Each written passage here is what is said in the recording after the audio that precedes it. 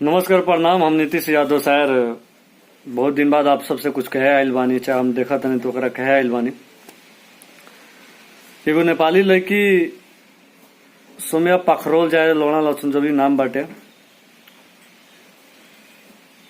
या के पूरा भोजपुरी इंडस्ट्री के ले बिया। लाज शर्म वरम नहीं क्या मर देते हम लोग के हैं।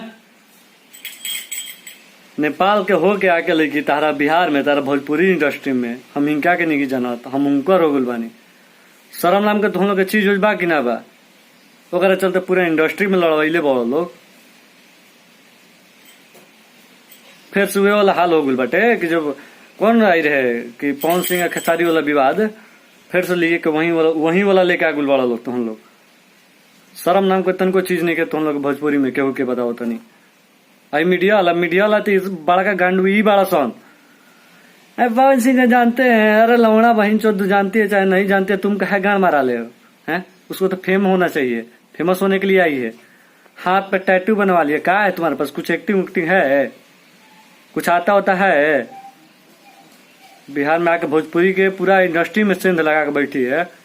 जहाँ देखो सोमिया पर फिर लाई बैग, हम ऐसे कर दिया वैसे कर दिया, हम नहीं जानते तो हमें फैन है तो सबके फैन बाटे। खेसारी के सबके फैन बा, पवन सिंह के सबके फैन बा। बात दबावे के चाहिए तो बात उठा के का मरवैला के जरूरत बाटे है। सोमिया पकड़ो झाट के बार हमार झाट झरक जाता ऐसा बात पे। अब सब कहते ओकरा खातिर माफी चाहते, लेकिन ऐसा सालाना अब ऊपर के क्या कहीं हम। अरे कुछ लिमिट हद होके के चाहिए, लिमिटेशन में बात करे के चाहिए कि साला समाज जाने। भोजपुरी इंडस्ट्री हाई एगो बड़ा सन मऊगहिया जवान ई तो एक लागल कि भाषा कितना सुंदर बा, कितना सुंदर भाषा बानो कि कुछ हो जाला नु तो ओकरा बा के हक देवल सन। साला पहले हगे से 10 बार सोच रहा कि तोनी के भाषा देख के लोग के मन के लगे तोनी पे जाके साला थोड़ा सा माधर तो ऐसे ही मुंह फटे हुआ हो गल बा। पवन सिंह के मैटर में घुस जाता वसन, खेसारी लाल के कुछ होता तो ओकर मैटर में घुस जाता वसन। बहन चोद अपन अपना घर चलाव सन, कुछ काम धंधा नहीं खे। तो इनके माधर चो दादा भोजपुरी के नाच दिल बड़ा सा मीडिया वाला कहा था एगो बहन चोदी सोमिया पकड़ ली तो बहन चोद हमारे मुंह से खाली अब सौ दिया तो जहां देखा तहां हम पवन सिंह को नहीं जानता। अरे बहन चो तू जान चाहे मौत जान, झाट के बाद हमारा उसे क्या है। पवन सिंह का अस्तित्व घट जाएगा, खेसारी का अस्तित्व घट जाएगा है। तोरा वैसे तोरा खेसारी का अस्तित्व बढ़ गईल। खेसारी रहलन, पवन पवने रहलन। एगो टैटू बना के आगुले पूरा गाना मार दिल इंडस्ट्री के। वाह लिखा सुधर जा लोग। भोजपुरी इंडस्ट्री के गाँव मार दिल बड़ा अतना मार दिल बड़ा लोग न तो ओकरा के बस के बात नहीं खे। जतियाता करके ऐथी करके लौड़ा लहसुन जो भी बाटे तनी दोनों केहूनो समाज के बा न तो सब लोग सुधर जा लोग। थोड़ा एमे सबके भलाई बाटे। कहाँ से आज साले ये गुलौंडिया के चलते पूरा इंडस्ट्री पे हंगामा बहन चोद। आई अगर बहन चोद जो ना का मन करता तो ना के मुंह से निकाल के फट से वीडियो बना देता कि हाँ हई कैलन तार मौसा अड़न है।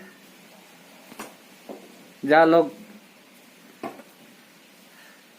पैसा कमाए के बानू तो कुछ यूट्यूब पे लिया हुआ रेल के डाल दो। उनका ना पता रहे पवन सिंह के गाना पे वीडियो नहीं बनेले। अब के पवन सिंह के सपोर्ट कर, हम पवन सिंह के सपोर्ट के नहीं बात कर, हम भोजपुरी इंडस्ट्री के बात करते नहीं। आज के कहते कि हम पवन सिंह के नहीं जानते, काल के कही हम खेसारी लाल के नहीं जानत, फिर परसों कही हम भोजपुरी इंडस्ट्री के जानते नहीं की। तो भोजपुरी इंडस्ट्री में क्या करे मरबावे हैं। जब भोजपुरी की थी कि नहीं जानता तो काहे खाती है टैटू बना के लिए फेम खाती है। अब फॉलोअर्स कहते कि खेसारी लाल से पहले 5 लाख फॉलोअर था, खेसारी लाल भी गए तो 6 लाख। गड़मजई भइल भाई जा है।